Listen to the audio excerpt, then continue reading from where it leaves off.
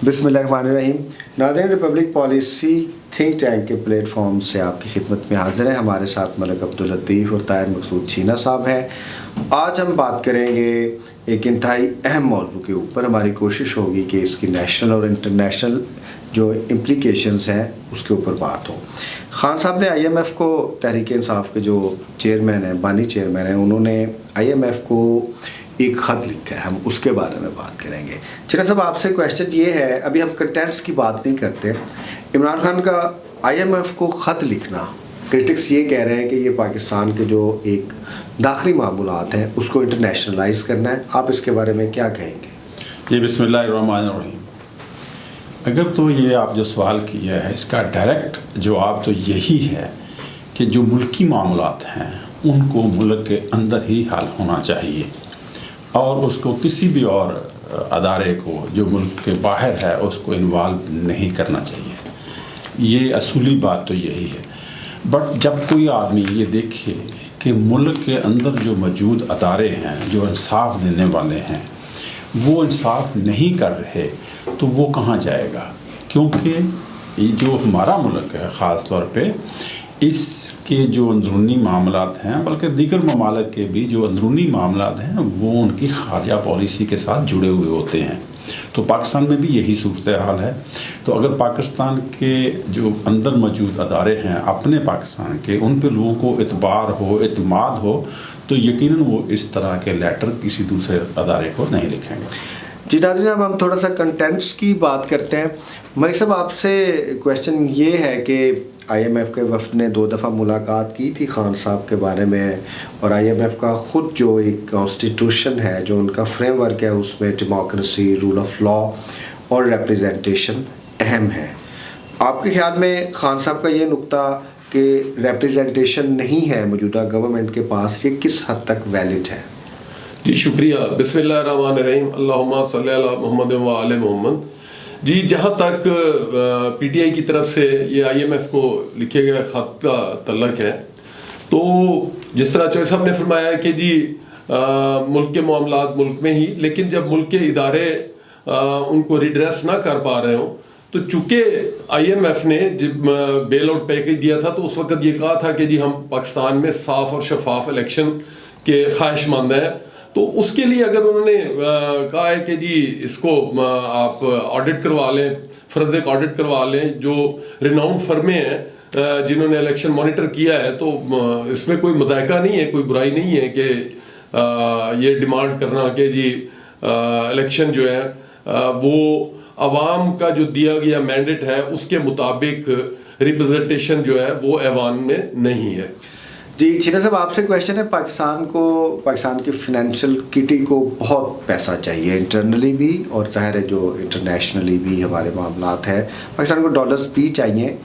तो इकॉनमी एतमाद के ऊपर चलती है। खान साहब का IMF को ये ख़त लिखना, जो इंडिकेटर्स हैं या जो एक मैसेज किया है इंटरनेशनल कम्युनिटी को, इंटरनेशनल डोनर्स को और जो नेशनल डोनर्स हैं, उसके लिहाज से तो बड़े मसाइल आ सकते हैं पाकिस्तान को लिक्विडिटी में, अगर IMF जो है या बाकी जो इदारे हैं, यूरोपीय यूनियन है या जो दूसरी इंटरनेशनल ऑर्गेनाइजेशंस हैं, डोनर एजेंसीज़ हैं, वो इसको सीरियस देखती हैं। जी बिल्कुल। देखिए, इसके साथ साथ आप ये देखिए कि पूरी दुनिया जो है वो जमहूरियत को ही पसंद करते हैं और जमहूरियत की ही प्रमोट करते हैं।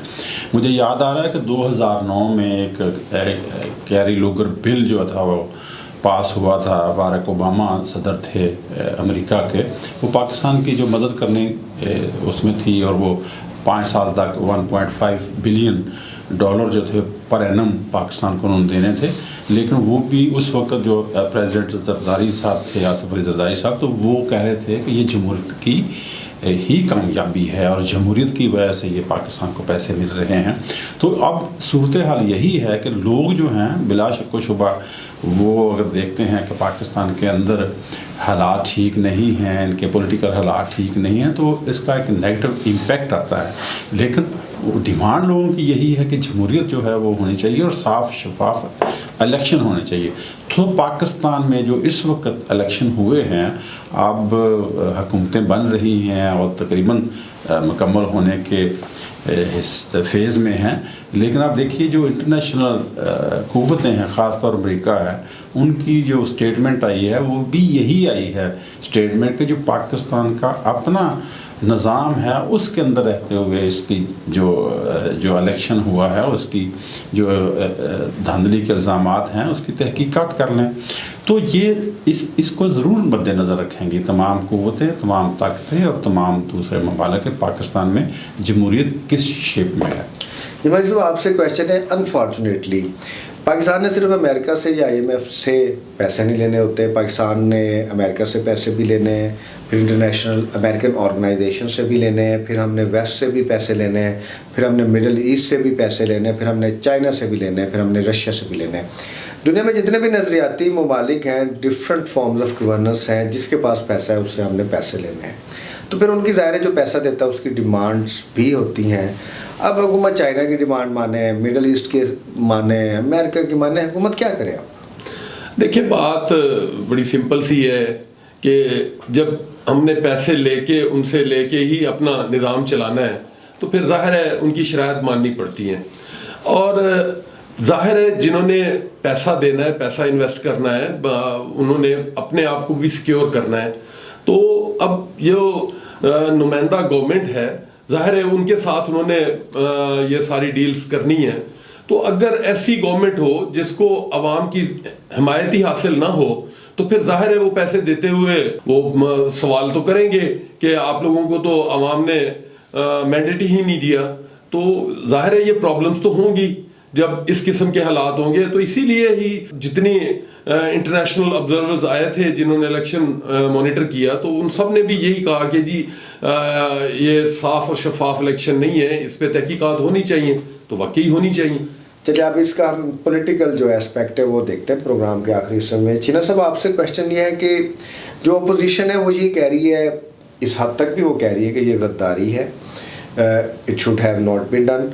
PTI والے یہ کہہ رہے ہیں کہ جب آپ ان کو دیوار کے ساتھ لگائیں گے اور کوئی آپشن ان کے پاس نہیں رہے گا، نہ ٹریبونل سے انصاف ان کو ملنے کی توقع ہے، نہ عدالتوں سے، نہ بیوروکریسی ROs سے، نہ الیکشن کمیشن سے، تو پھر they have no other choice.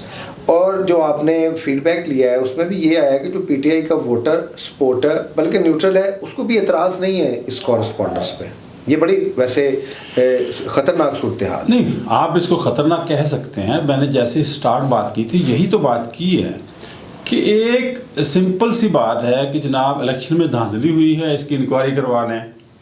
اور ملکی ادارے اگر وہ انکوائری یا اس کی کوئی تفتیش تحقیق کرنے کو تیار نہیں ہیں تو کیا کرے PTI کے پاس کوئی آپشن نہیں ہے. بجائے آپ اس بات طرح نظر دیکھیں کہ یہ غداری کی ہے، انہوں نے غلط کیا ہے، آپ اس طرح دیکھیں کہ ہم جو الزام لگا رہے ہیں اس کی تحقیق کراتے ہیں. پاکستان میں بڑے ادارے ہیں اس کام کے لیے. آپ کسی کو بھی بڑے بڑے انٹیگریٹی والے لوگ ہیں، یہاں پہ ایک کمیٹی بنائیں جو اس کی تحقیق کر لے. کتنے دن لگیں گے؟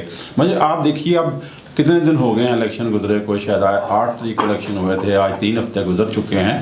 تو ابھی تک جو الیکشن کمیشن ہے اس نے اس کو جو مطلوبہ رزلٹس ہیں جو ان کی ویب سائٹ پہ انہوں نے اپلوڈ کرنے تھے ابھی تک نہیں کیے. تو لوگ جب اریٹیٹ ہوں گے، جب لوگ تنگ ہوں گے تو نہ صرف وہ اس طرح کی حرکتیں کریں گے کہ لیٹر لکھا جائے گا، بلکہ وہ ملک کے اندر بھی احتجاج پہ آئیں گے. جی ملک صاحب، اس کو ذرا کنکلوڈ کیجئے گا کہ اگر چیزیں اس طریقے سے چلتی ہیں آگے، یہ بھی سنا جا رہا ہے کہ PTI شاید سول نافرمانی کی طرف سے سافٹ طریقے سے جائے، پھر ٹیکسیشن وداؤٹ ریپریزنٹیشن کی بھی ان کی طرف سے باتیں ہیں، آفیشلی نہیں لیکن ظاہر ہے ان کے حلقہ سے یہ واضح آ رہی ہیں. تو اگر یہ فنینشیل اور پولیٹیکل اگر ٹیمپریچر ایسے رہتا ہے یا نان کوآپریشن کی تحریک چلتی ہے تو حکومت چلانا مشکل نہیں ہو جائے گا؟ بالکل آپ نے صحیح کہا، بالکل حکومت مشکل ہو جائے گی اور معاشی جو استحکام ہے وہ اور مشکل ہو جائے گا. اب IMF نے جب عمران خان صاحب سے 2 دفعہ ملاقاتیں کی تھی تو ظاہر ہے ان کی نظر میں ان کی کوئی اہمیت تھی تو تبھی ملاقاتیں کی تھی. تو جب آپ ملک کے اندر جو ادارے ہیں وہ بالکل تحریک انصاف کو دیوار کے ساتھ لگائیں گے، ان کی کوئی بات سننے کے لیے تیار نہیں ہے، یہ جو الیکشن پہ تحقیقات ہے یہ ہونی چاہیے.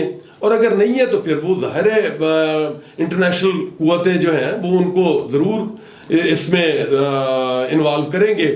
تو ظاہر ہے جب وہ انوالو ہوں گی تو میں نہیں سمجھتا کہ یہ کہنا کہ جی یہ غداری ہے یا ملکی سالمیت کے خلاف ہے. ظاہر ہے ملک کے اندر جو ادارے ہیں ان کو بھی چاہیے کہ وہ ان جو اعتراضات ہیں ان کا سدباب کریں. جی ناظرین، آج ہم نے IMF کے خان صاحب کے خط کو لے کے ابتدائی بحث کی. اس کے جو ریپریکاشنز آئیں گے اس کے اوپر ہم بات کرتے رہیں گے. اگر آپ کو ہمارا چینل پسند آئے ہمارے چینل کو ضرور سبسکرائب کیجیے گا. آپ کا بہت شکریہ. اللہ حافظ. اللہ حافظ.